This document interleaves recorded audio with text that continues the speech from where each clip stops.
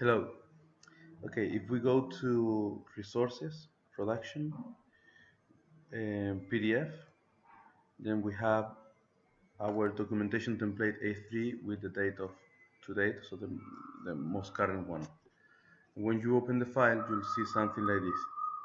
Okay, it's important to we start with every file with stuff like this. Then we can delete this page, and if we go to pages, but this page has all the main stamps and annotations, so we can copy properties. Let's say that I want to add now, like insert pages. You can insert a blank page, or I can insert a page from files. I can insert also from open files, and in this case I have, and this one would be interesting. Yeah. Okay. Boom. Okay, so we have now um, these open files. All right. So okay, let's go back to the main page. Now there are a few elements in here. Let's start with layers.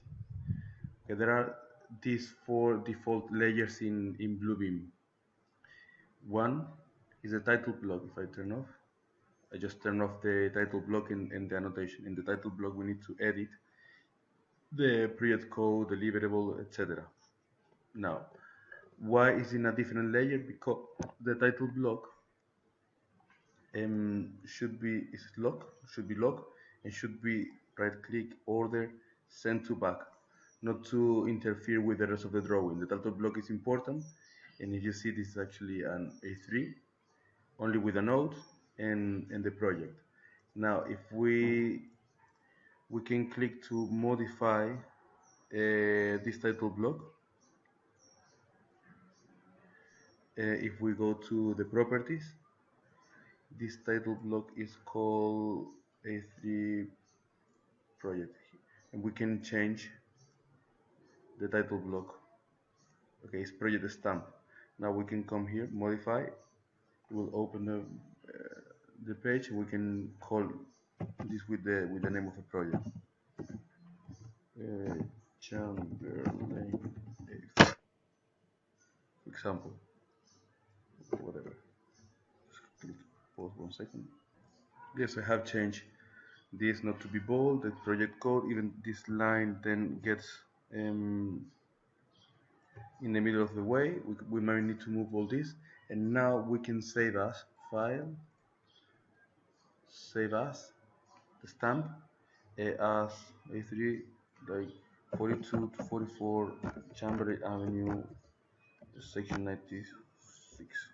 Oh, it's 96. Okay, so we have now a proper title block specific for this project.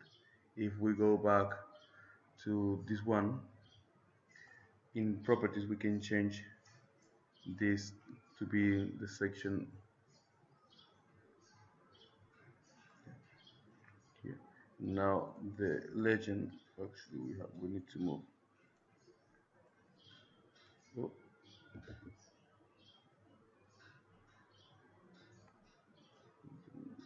this to, yeah, easy. Everything's organized now. So the title block is quite important. It's important to come send to back, order send to back. We can lock it, and we can normally work much easier by not having that display. Then we have the layer corrections. All these things in purple are in layer corrections, and this is the cloud is with commands with the C key, and this with the multi-leader is K. This like this, and whatever. And the correction layer is the layer to, well, basically to do corrections. So normally we can turn off if we need to print the plans. So it's not for notes, it's not for warnings, it's just for within, like internal use. Let's turn it off. Delete. Then we have the layer annotation. Let's go. Okay, in the layer annotation we have some nodes. This is like a type of standard text for nodes. We can be like a demolition nodes. Then we have the legend. The legend, the only trick is that there is, I mean, we can copy and replace. But if we leave this space just by clicking enter and using the same style and leaving one space at the top, then it's easy to snap to the title block, and it will be just very well organized. If we need to add another line, double two clicks, and then we put whatever is the legend on the side. And then we have the text. Text we have at size 12, 10, 8, and 6. 6 will be for very little notes, and like the notes that we need to maybe put here, and disclaimers like this one, or notes that have to put in the plans that they're very that needs to be there for legal purposes, but it's not that important. Then annotation in general will be always 8 for dimensions and the room names and stuff like that. Then we can have bigger size of annotations. Maybe let's say that we say ground floor or main dwelling, something like this.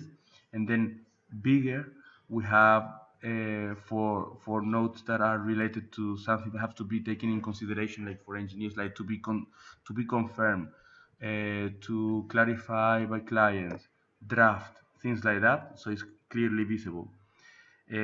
Multi-leaders is the same, only that has this leg to touch the whatever we are annotating, because we cannot put the text within the element or next to the element. So basically text and multi-leaders are the same. And then we have dimensions. And now we have three different conceptual things to annotate. One would be elements, like things that we can touch. One would be concept, like for example, the boundary or the setbacks or the maximum footprint allow, things like that. And one would be spaces like bedroom, bathroom, and things like that. And this one will have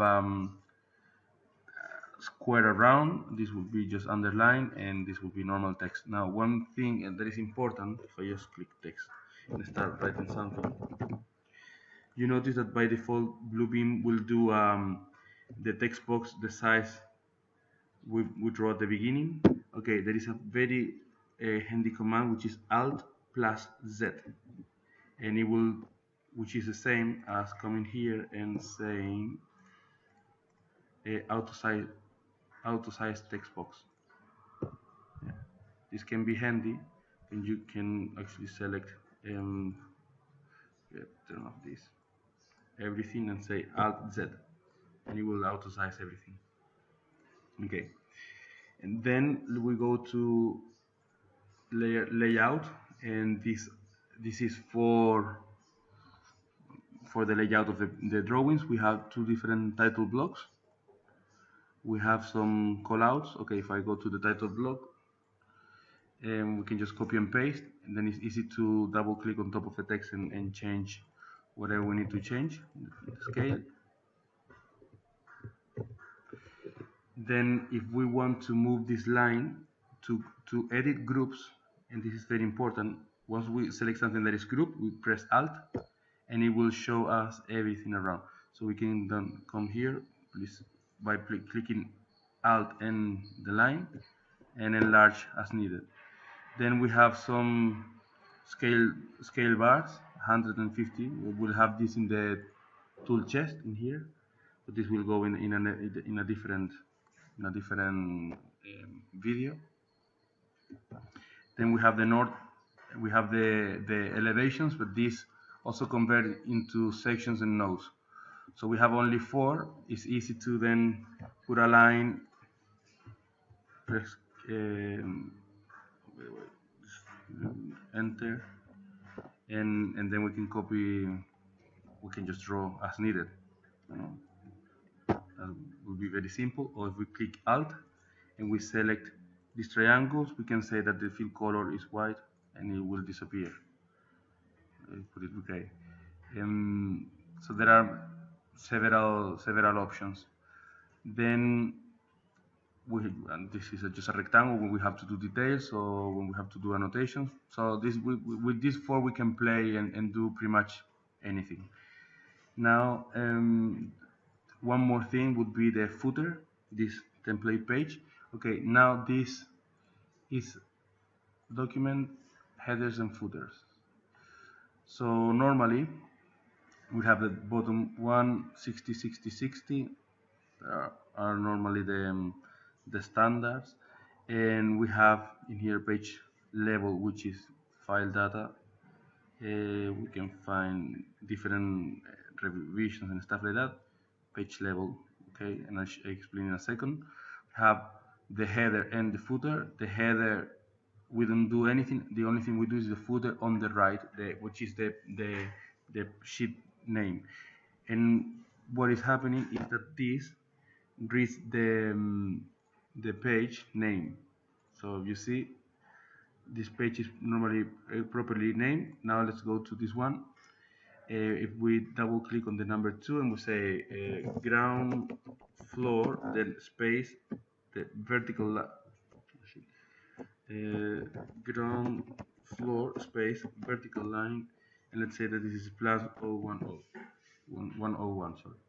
Okay, now if nothing happens, we can go to document headers and footers, and now we apply again, saying okay, it will read all the pages and it will stamp this text on all the pages. So it has two purposes. One is that we keep the page's name organized, and one that we keep the same name of the page and on the sheet. Then I like to show also how do we replace pages.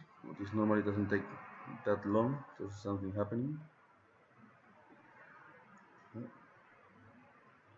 Okay, ground floor, yeah, comes here. Yeah, and this was for the page name, and then this will be number 4, I imagine, yeah, 4, because we have to name it properly. Now, let's say that we have updated this page. We can replace the page, replace page. Then we only need to navigate to the file. Say that this one is elevation, for example. Let's say that it was normally the same page, so we'll come here. Now it's important that we always save all the pages that we're going to replace as layout, otherwise it's a bit of a mess.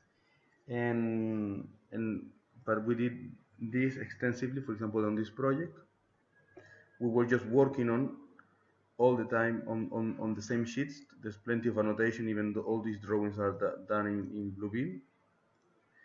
Now, while somebody else was working on ArchiCAD or in AutoCAD, with the only restraint that the drawing have to be located in the same position in those plans. That's why this plan is not working. Why? Because it's not allowing for the logo and that block.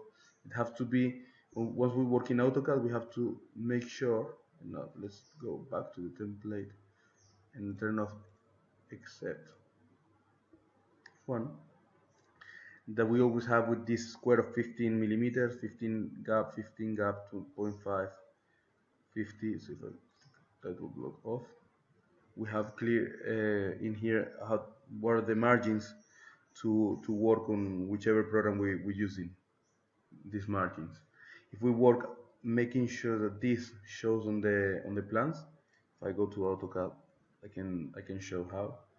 We shouldn't have a problem than in Bluebeam, which is a much faster program to annotate. Close. So if I open any program, open this one, and if I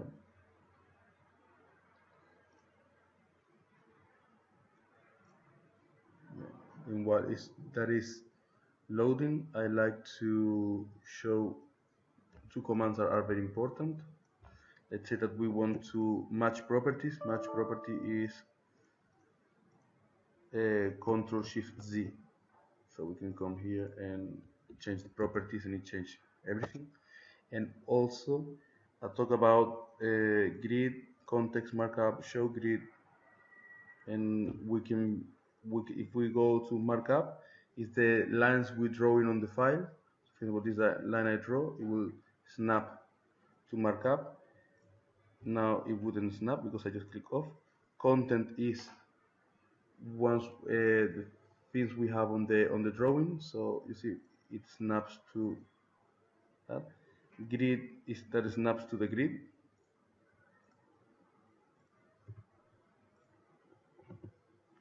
And then yeah, that's it. That's the important thing. And then show grid, that is the grid that is shown on centimeters.